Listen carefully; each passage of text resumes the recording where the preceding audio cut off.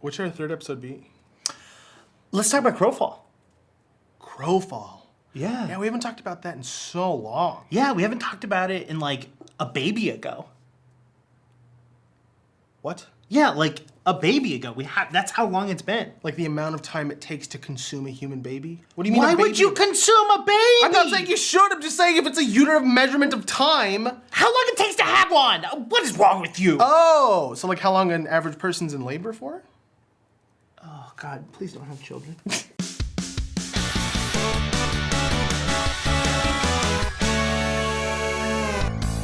Hi everyone, welcome to GameGorgon. My name is Krug. I'm Indigo. And I know how babies work. Today we're here to talk to you about Crowfall because it has been a long time since we talked about Crowfall. And from the last time I played it, which was the last time we posted a video on it. Actually, it was even before that. It was before that. Because last time we posted a video, it was for like a live stream they did where we talked about the live stream. Till now, it became a game. Yeah. Which is cool. It's very much like it still says it's pre-alpha. It is definitely, it's not a quality game yet. Yeah. I think it has oodles of great ideas. I think that like the amount of work that's in there, I feel it should be baited by now. I agree with that. You know what I mean? Like, Yeah. I think it's way past pre-alpha. I was going to walk off camera if you said release. No! I was gonna walk off camera. No. There's still a bunch of, there's animation, there's still stuff that still needs there's working. tons of stuff. But there's a lot of new things that has been going on in Crowfall, and since we hadn't talked about it in such a long time, and you and I had both been playing it a little bit more, me a lot more. He's been playing it a lot more. I have a huge like blackout window for Crowfall. Sure. And so my experience with it is really black and white. Like the last time, and I'm just gonna get this out of the way, because you're gonna do this whole episode, let's be honest. Okay. I played it when it was like a cluster mess. And I was super okay with it because that's what I was expecting. And so I went in, I couldn't fight things really. I disconnected frequently. Like it was not uncommon for me to plummet through the map and then spawn all the way up in the heavens and then plummet down to the ground again, but then pass through the ground. Like there were tons of bugs. The netcode was useless. I'm curious, when you played, was it the Hunger Dome or was it after Hunger Dome? Hunger Dome was just basically two teams fighting against each other. It was after Hunger Dome. Okay, so it was after Hunger Dome. It was when. But I also played Hunger Dome. Oh yeah. I just knew I couldn't remember what the last increment of. Yeah. I think when you played last. It's when they were like testing resource gathering for the first time. Yes. Okay. Was that thing? I played it yesterday and the day before for a couple hours. Oh my God, it's so much better. It's, again, not perfect, and this isn't a review. No. Not a review. But like, I could swing at enemies and like hit registration was working like 1,000 million times % better. The ability animations were working 1,000 million times % better. I never had a bug that prevented me from doing the thing that I wanted. Like, there were some times where there was an enemy that wouldn't, fight back or that wouldn't take damage. Yeah. Those are kinds of things, but I've seen those bugs in WoW. Like, I'm sure you can have one or two enemies that don't fight when you're in alpha. That's cool. But I could enjoy it. I could run around with Indigo, harvest resources, craft things, kill things, like learn about like what I should be building, and like try the gambly craft mechanic where you like try and take risks to make things better. That was all really fun and enjoyable. Again, not a full game, but super playable. Why don't you take us on the journey? All right, so basically how I feel the best way to describe the changes since the last time we played is basically from the very beginning, start screen, there's a ton of new races to play from. For the most part, races have both a male and female counterpart. Yeah. There will be female and male counterparts to the ones that don't have them yet. Like there's going to be a female centaur. As of yet, it does not exist. It's still in works. It's just like an animation / modeling thing. Exactly. So as of right now, that they're not there. But for the most part, everyone has male or female counterparts. All of the classes except for one has been which is the Frostweaver. Frostweaver, Yeah, yes. which I saw the Frostweaver on their website and I didn't notice anything that said like coming soon. And then I went to like, I'm gonna play the Frostweaver, coming soon. Yeah. Rip. So that's the only one I think that's left. I think it's just tweaking them from that point on. And then after you choose your race and your class, there is a little bit of customization. Yeah, that was really underwhelming. Yes. Do you know if they're planning on taking that further? Yes. Okay, great. Yes, it's very underwhelming as of right now, and there isn't a huge differentiation between them. I just want like more body like proportion options. I don't know if that's going to be an option. Gotcha. I think there will be more head options, more hair options, more skin I always color look at the options. back of the head. Yeah, I get you. I don't think that there's going, because the way that their armor and stuff like that is made, and because the armors are going to be looking differently, Sure. I think that animation Yeah. is going to be more difficult to do. Yeah. So I don't think as of yet that's going to be an option. Maybe further down the line, but they haven't mentioned it. At least I don't remember them mentioning it. Sure. So after that, you choose your racial class. You're gonna actually get brought into a tutorial. What?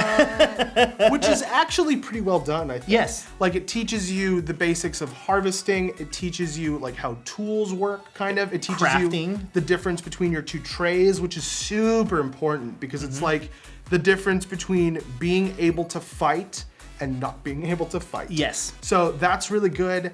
And then it kind of walks you through enough like I guess content to get to level 3, which like gives you like a sense of like, okay, I'm not a useless pleb anymore, and then you're good for the most part. Krug has mentioned one additional new piece to it is the fact that there are now levels. Yeah. That was a big thing when they were first talking that there was going to be no levels. Yep. No levels in the game. There's going to be no level progression. Everyone's And when going I to be the played, same. you started with a full tray. There wasn't progression in that sense, at least at that time. There is now leveling. Yep. And you don't start with all your abilities. Correct. You start with none of them. You just basically get your left click and a dodge, which it's not like a class ability, right? No, it's everyone's got. Everybody has a dodge of some sort. Yeah, and everyone has an attack of some sort. Yeah. That was a huge change when I saw that. So levels, how it's working is basically you get a point in which you get to spend on a tree. Yeah. And the tree is pretty linear in the very beginning, and then it spreads out.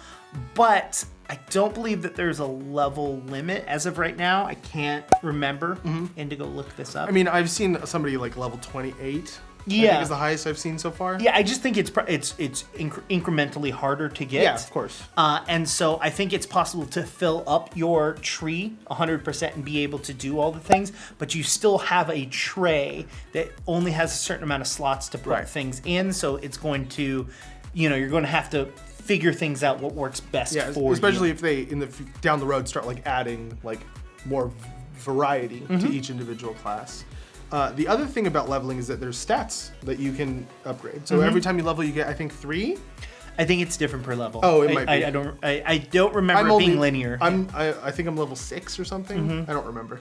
But so you can like decide what your character is. Like you can be the guy that put all of his points into being tankier, like damage mitigation stats or like health stats.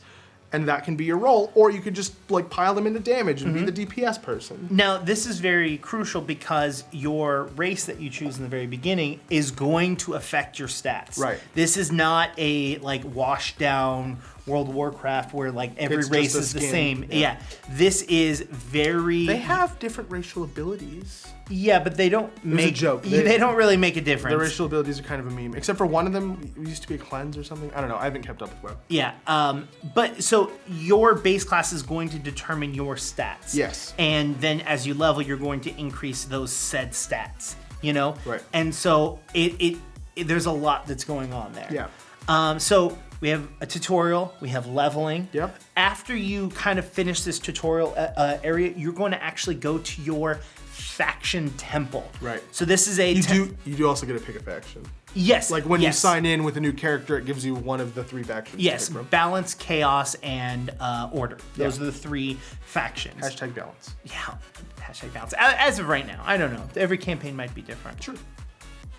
And so you're gonna get good. You're going to get teleported to your faction temple, Right.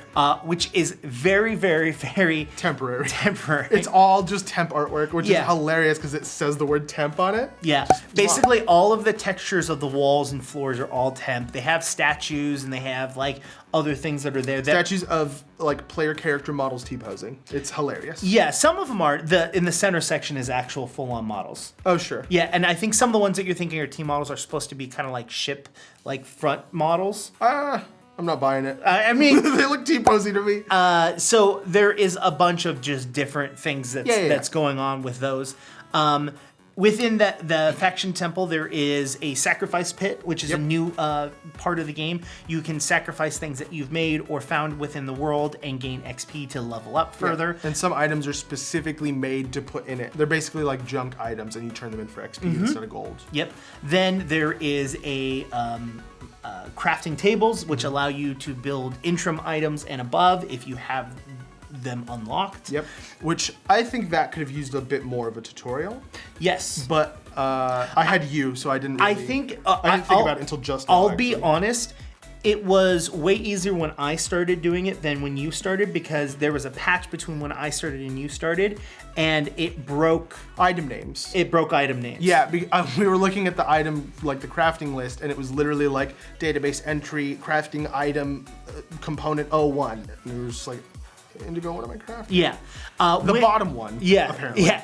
So the way it works usually is it says the thing you need to build this are these items, which is usually like ore or wood or like something that you craft without or find without in the world. Yeah. And then there's usually an item that you also have to craft. Yeah. And so you're like, okay, what is a blank rune stone, right? Which is the item that you need.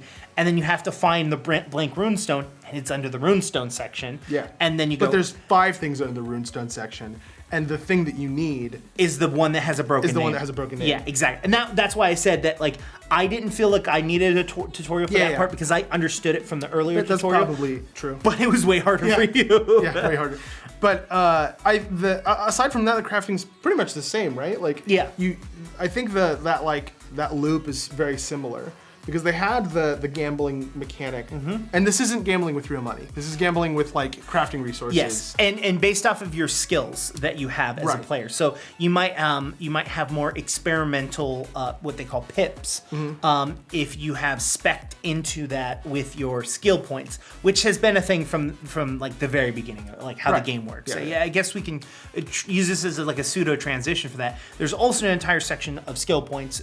They did revamp the way it looks and how it works for skill points. I personally don't remember it. Okay, so But it may have been there when I was there. it was there when you were there, but the difference is it was just like a generic point pool, and you spent those on whatever you wanted. Oh, right. This is, I want to start gathering points in combat, specifically armor, and then it will build up, and then you spend those points. The segmentation is new, but the concept is not. Exactly. Cool. So the more that you put into crafting skill points, the more experimental points you're going to have, the less likely something is to fail with its like experimental, because everything as of yet that we've created is going to be finished. Like it's not like you have a percentage that the item is going to fail. Right. Which that was a thing previously. Yes, which was very frustrating. Yes. I hated that mechanic.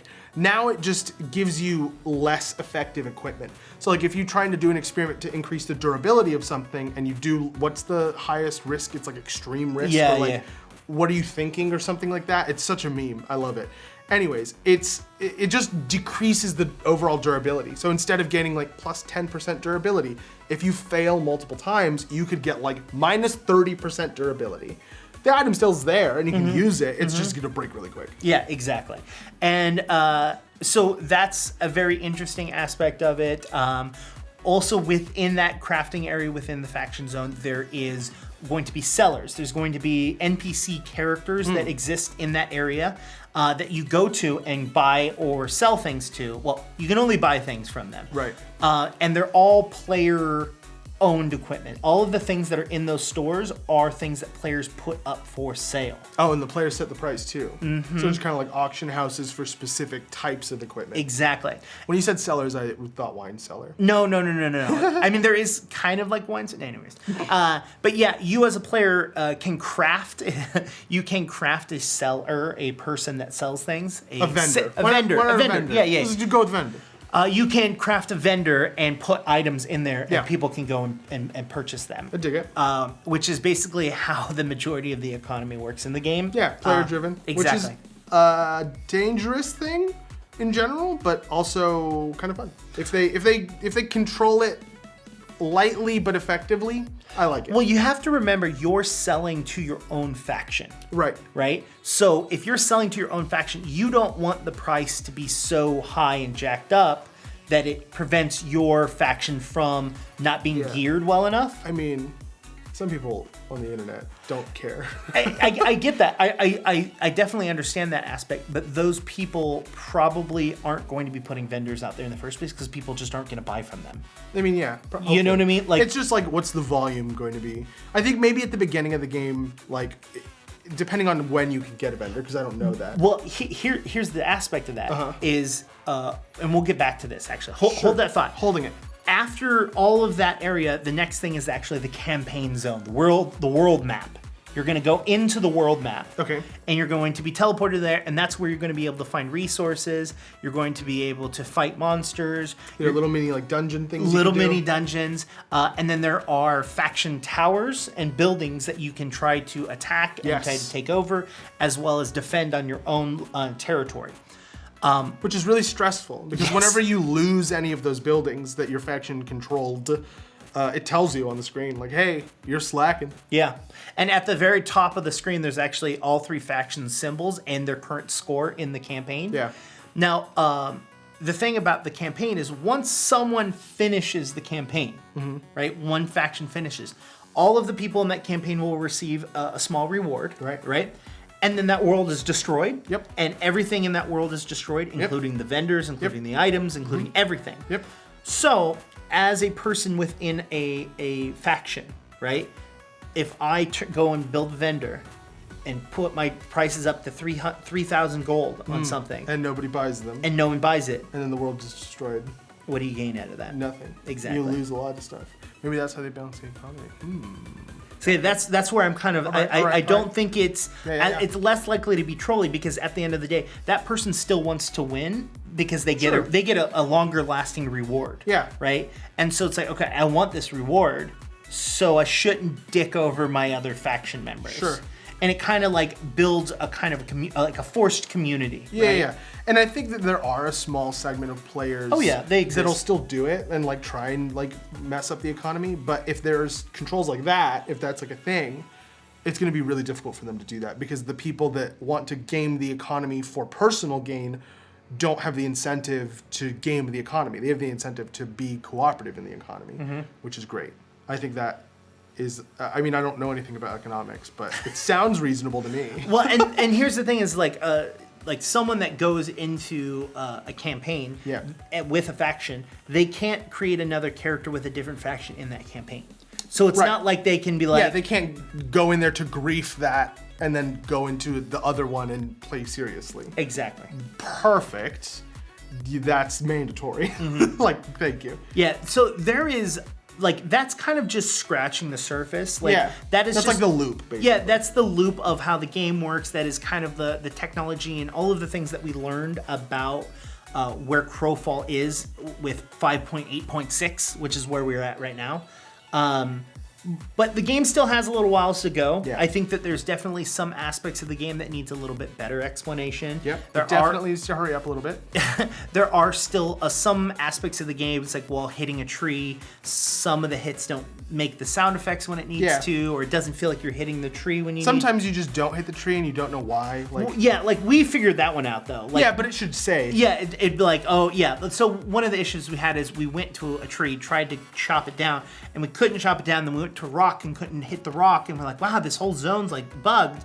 We realized that there was a hungering shard there. Yeah. And the hungering shard, once that thing has been destroyed, the snow that's covering everything in that area disappears and then you can then harvest those The snow is things. basically an indicator that you can't harvest the materials, is what we think is true. Yes. And there's no way to. Yeah, there's no explanation. We had to figure that out. Exactly. I mean, maybe it was like a discovery thing that they wanted to happen in the game, but there were so many other tooltips explaining stuff like that I think that some of them are missing. Yeah, you know? I mean, originally when they were talking about the game, there was supposed to be a lot of, we're not here to hold your hand. This is not how we're Which doing I'm it." super okay with, but I want that for the whole experience. Yeah, then, you know. Yeah, so I think that they're doing a really good job. I'm really liking the placement of where the game is. I definitely want it out of alpha. Yes. I definitely want it to be progressing. I know there's a bunch of people on our Discord that, because I've been playing it a lot lately, they're like, oh, yeah, that looks, I never heard of that. I mean, you know.